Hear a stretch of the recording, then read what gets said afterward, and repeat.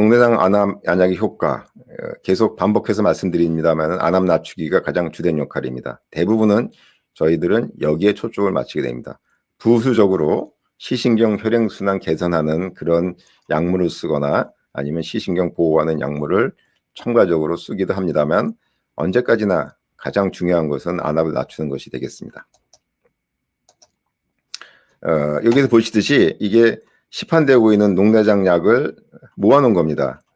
보기에도 수십 가지 약이 되죠. 이 약들 중에서 작용하는 부위, 효과, 부작용이 다 다릅니다. 이 약들이.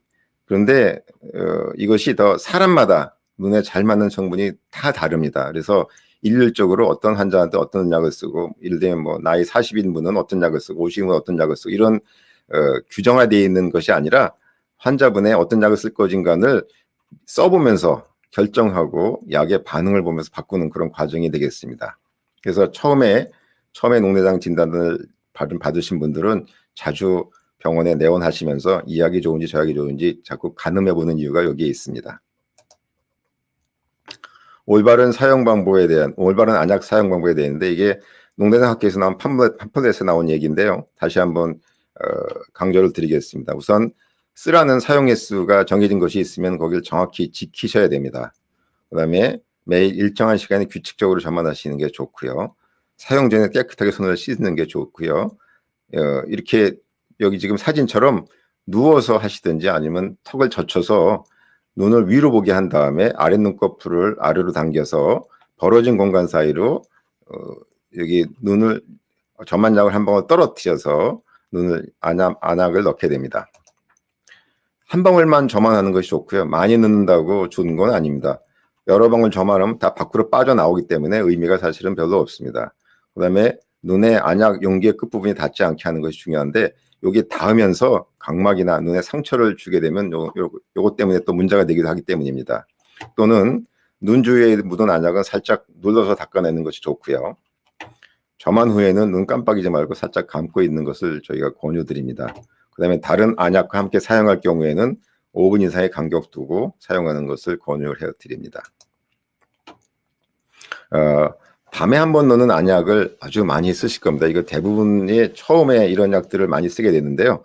밤에 한번 넣으라고 말씀드리면은 점안 후에 바로 주무셔야 되는지 알고 계시는 분들이 많은데 사실 그렇지는 않습니다.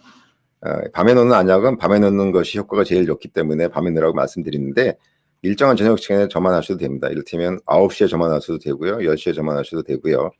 그 다음에 그래서 점안 후에 다른 생활을 하다가 주무셔도 괜찮습니다.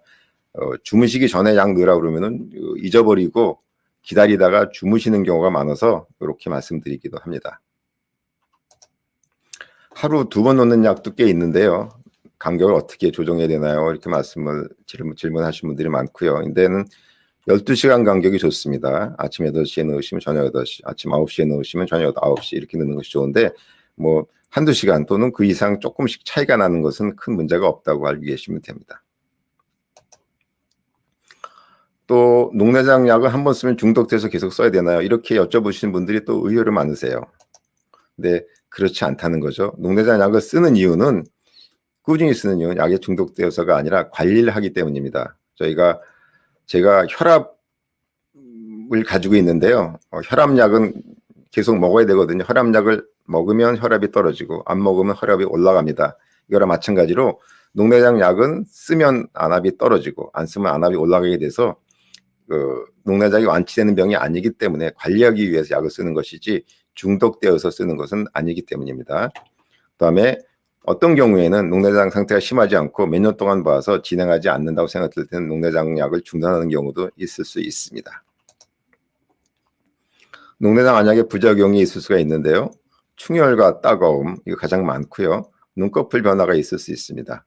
가려움과 졸림이 생길 수가 있고 부정맥이나 천식이 악화될 수도 있습니다.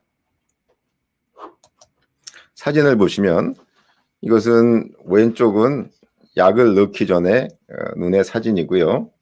오른쪽을 보시면 안약을 넣은 다음에 충혈이 된 사진입니다. 보시면은 충혈된 양상에 보실 수 있는데 이 정도 충혈되는 것은 그렇게 심한 상태가 아니기 때문에 쭉 유지하게 되면은 약을 계속 넣으면은 이 충혈되는 양상은 점점 소멸되는 그런 과정을 거치게 됩니다. 근데 충혈되는 양상이 이 정도로 심하고 몇 시간 지나서도 충혈이 좋아지지 않는다. 그러면은 약의 부작용일 수가 있기 때문에 이건 의사와 상의를 해야 되는 부분이고요. 또는 눈 주위에 안검에 염증이 생기고 가렵게 되는 경우가 있습니다. 이런 경우에도 의사랑 상의해서 필요한 경우는 약을 바꾸어서 점안해야 되는 경우도 있습니다. 이것은 이쪽에는 농대장 약을 넣고 이쪽에 농대장을 넣지 않았는데요. 차이가 나죠. 여기는 속눈썹이 매우 진하고 더 길어져 있고 요 밑에도 속눈썹이 더 길어져 있습니다. 이렇게 어떤 약은 속눈썹을 짙게 만드는 그런 특징을 가지고 있기도 하고요. 이거는 이쪽에 약을 넣고 이쪽에는 약을 넣지 않은 그런 환자분인데요. 여기 보면은 위에 눈꺼풀이 쑥 들어가 있는 부분들이 보입니다. 이것도 농대장약의 부작용일 수가 있습니다. 그래서 이런 경우 양쪽을 다 넣기도 하기도 하고요. 이게 아주 심하게 불편하다. 나는 이렇게 못 살겠다. 그러면 약을 바꿔드리기도 하고 그렇습니다.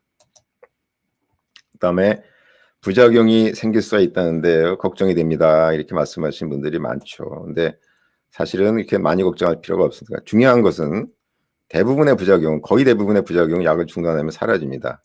그래서 약을 써서 부작용 생긴다고 그것이 영원하지 않다는 사실을 알고 계시면은 걱정할 필요가 없다는 사실은 그다음에 유추가 될 수 있겠죠. 그래서 부작용이 생길지 말지는 문제는 써보기 전에는 알기 어렵다는 그런 뜻이죠. 그래서 약을 바꿔가면서 쓰면 되니까요. 그거는 의사분들하고 잘 상의하시면 될 것 같고요.